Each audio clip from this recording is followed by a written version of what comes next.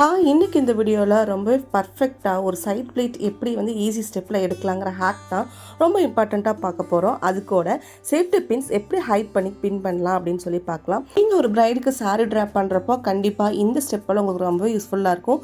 இந்த வீடியோக்கு மறக்காமல் ஒரு லைக் பண்ணிடுங்க, அப்படியே சப்ஸ்கிரைபும் பண்ணிடுங்க. நான் சொன்ன இந்த டிப்ஸ் எல்லாம் ஈஸியாக இருக்கா இல்லை ரொம்பவே டஃப்பாக இருக்கான்னு சொல்லி நம்மளோட கமெண்ட் பாக்ஸில் மறக்காமல் கமெண்ட் பண்ணிடுங்க. இப்போ வாங்க வீடியோக்குள்ளே போகலாம். சாரீ ட்ராப்பிங்கில் ரொம்ப அழகான விஷயம் என்னென்னு பார்த்தீங்கன்னா இந்த சைட் ப்ளீட்டு.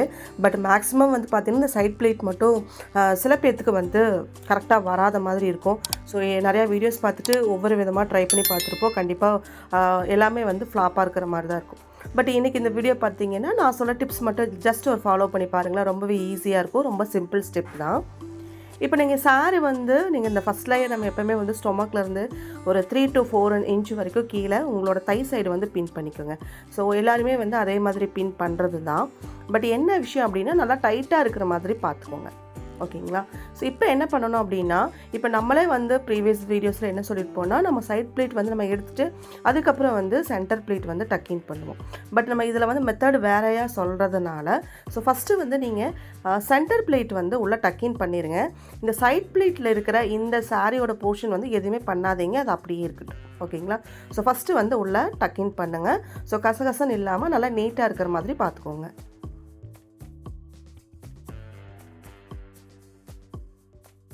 இப்போ செகண்ட் என்னன்னு பார்த்தீங்கன்னா, உங்களோட ரைட் சைடில் நீங்கள் டக்கின் பண்ணதுக்கப்புறமா ஒரு கேப் இருக்கும். ஸோ அந்த கேப்பில் இப்படி கையை உள்ளே விட்டுட்டு இந்த வீடியோவில் பார்க்குற மாதிரி இந்த சாரீ சைட் ப்ளீட்டோட அந்த போர்ஷன் நான் விட சொன்னேன் இல்லையா, அதை மட்டும் அப்படியே மேலே சுருட்டி எடுங்க. ஸோ இந்த பார்டர் மட்டும் அப்படியே ஒரு ரொட்டேட் பண்ணி விட்டுட்டு அப்படியே உள்ளே அதையும் உள்ளே டக்கின் பண்ணி விட்டுருங்க. இப்போ சைடில் பார்த்தீங்கன்னா நம்ம ப்ளீட் எதுவுமே அரேஞ்ச் பண்ணல.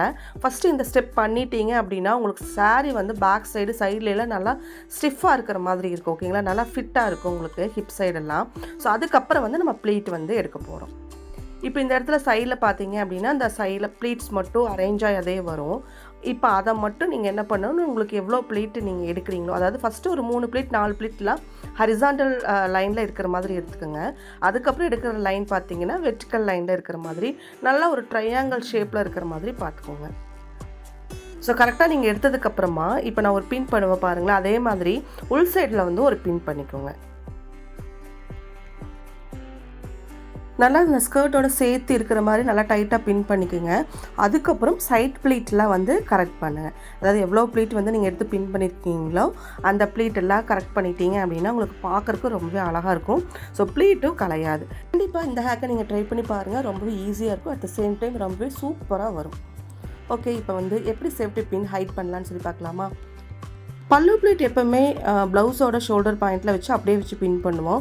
யூஸ்வலாக நம்ம அந்த மாதிரி தான் பண்ணிகிட்ருப்போம் இல்லைங்களா? ஸோ அப்படி இல்லாமல் பின்னை ரிமூவ் பண்ணிவிட்டு ஸோ ஃபஸ்ட்டு அந்த பார்டர் ஹெம்மை மட்டும் எடுத்து விட்டுட்டு ஸோ அதுக்கப்புறம் நீங்கள் உள்ளே இருக்கிற ப்ளீட்டை மட்டும் அப்படியே சாரீ ப்ளவுஸோட ஷோல்டர் பாயிண்டில் அப்படியே பின் பண்ணிடுங்க. ஸோ கண்டிப்பாக சாரீ சேஃப்டி பின் கொஞ்சம் பெரிய சைஸ் சேஃப்டி பின் யூஸ் பண்ணிட்டீங்க அப்படின்னா ஸோ ப்ளீட்டும் உங்களுக்கு கலையாது, வெளியில் பார்த்தாலும் உங்களுக்கு சேஃப்டி பின் இருக்கிற மாதிரி இருக்காது. ஸோ சாரீ ரிமூவ் பண்ணுறப்ப கூட ஈஸியாக ரிமூவ் பண்ணலாம். இப்போ செகண்ட் ஹேக் பார்க்கலாமா? ஸோ பேக் சைடு நம்ம ஷோல்டர் பின்னுக்கு அடுத்ததாக சாரியோட ப்ளவுஸ் அந்த நெக் சைடு நம்ம ஒரு பின் பண்ணுவோம் இல்லைங்களா? அப்போ தான் முந்தி முன்னாடி வராமல் இருக்கும். ஸோ அதுவுமே பார்த்தீங்க அப்படின்னா சாரியோட ஃபஸ்ட்டு பல்லு ஹெம் மட்டும் ரிமூவ் பண்ணிவிட்டு பேலன்ஸ் இருக்கிற ப்ளீட் எல்லாமே ப்ளவுஸோட சேர்த்து வச்சு பின் பண்ணிடுங்க. பேக் நெக் போர்ஷன் ரொம்ப டைட்டாக இருக்கிற மாதிரி இருக்கும். உள்ளே கையை விட்டு நம்ம பின் பண்ண முடியாது. ஸோ இந்த மாதிரி மெத்தடில் பண்ணிங்கன்னா ரொம்ப ஈஸியாகவும் இருக்கும். ஸோ பின்னு உங்களுக்கு வெளியில் தெரியாது. பேக் 3ல் நம்ம சில பேருக்கு நம்ம இந்த ஷோல்டரில் பின் பண்ணதுக்கப்புறமா இந்த ஃபஸ்ட் லேயர் மட்டும் கொஞ்சம் லூஸாக இருக்கிற மாதிரி இருக்கும். ஆஃப்டர் ஃபுல்லாக ஃபினிஷ் பண்ணதுக்கப்புறமா சாரீ கட்டி முடிச்சதுக்கப்புறமா ஸோ அப்படி இருக்கிறப்போ நீங்கள் இந்த மாதிரி ஒரு சேஃப்டி பின் எடுத்துகிட்டு நல்லா அந்த ஃபஸ்ட் லேயர் மட்டும் டைட்டாக மேலே ஷோல்டர் பக்கம் இருக்கிற பின் பக்கமாக இழுத்து நல்லா ஒரு பின் பண்ணிட்டீங்க அப்படின்னா ஸோ உங்களுக்கு அந்த ஃபஸ்ட் லேயர் மட்டும் லூஸாக இருக்கிற மாதிரி இருக்காது. ஸோ பார்க்குறக்கும் நீட்டாக இருக்கும். ஹேக் 4ல் பார்த்தீங்க அப்படின்னா, ஸோ இந்த பின் வந்து ரொம்ப இம்பார்ட்டண்டான பின். ஏன்னு கேட்டால், இந்த சென்டர் பிளேட் வந்து நம்ம பின் பண்ணதுக்கப்புறமா இந்த சாரி இப்போ குமிஞ்சு நிமிரில் சாரி வந்து விலகிற மாதிரி இருக்கும். ஸோ அப்படி இல்லாமல் நீங்கள் இந்த பல்லு ஹெம்மோட ஃபஸ்ட்டு பார்டர் லேயர் மட்டும் எடுத்துகிட்டு இந்த செகண்ட் இருக்கிற ப்ளீட்டோடு சேர்த்தி அந்த சென்டர் ப்ளீட்டை வந்து பின் பண்ணிட்டீங்க அப்படின்னா உங்களுக்கு அந்த சாரி வந்து விலகாமல் இருக்கும். ஸோ உங்களுக்கு இந்த வயிற்றுப்பகுதி சைட்லெலாம் வந்து கவர் ஆகி நல்லா நீட்டான ஒரு லுக் இருக்குங்க. ஸோ இந்த மாதிரி சேஃப்டி பின் ஹைட் பண்ணி பண்ணிங்கன்னா உங்களுக்கு வெளியிலே எந்த சேஃப்டி பின்னுமே வந்து விசிபிளாக இருக்காது. அட் த சேம் டைம் நீங்கள் ப்ரைடுக்கு மட்டும் இல்லைங்க, உங்களுக்குமே சைட் ப்ளீட் வந்து நீங்கள் சாரீ வேர் பண்ணுறப்போ சைட் ப்ளீட் இந்த மாதிரி ட்ரை பண்ணி பாருங்கள், ரொம்பவே சூப்பராக இருக்கும்.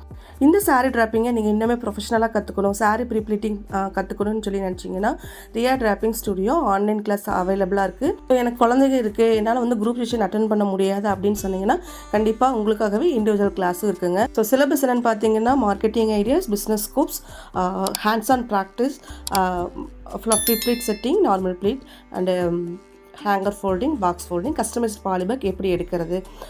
ஸோ மெஷர்மெண்ட் பொறுத்தளவுக்கு ஒரு 4 டைப்ஸ் ஆஃப் மெஷர்மெண்ட். அது என்னென்னு தெரிஞ்சுக்கணுன்னா ஸ்க்ரீனில் ஸ்டார்டிங்கில் தெரிஞ்ச நம்பருக்கு வாட்ஸ்அப் பண்ணி உங்களோட டீட்டெயில் தெரிஞ்சுக்கோங்க. தேங்க்யூ.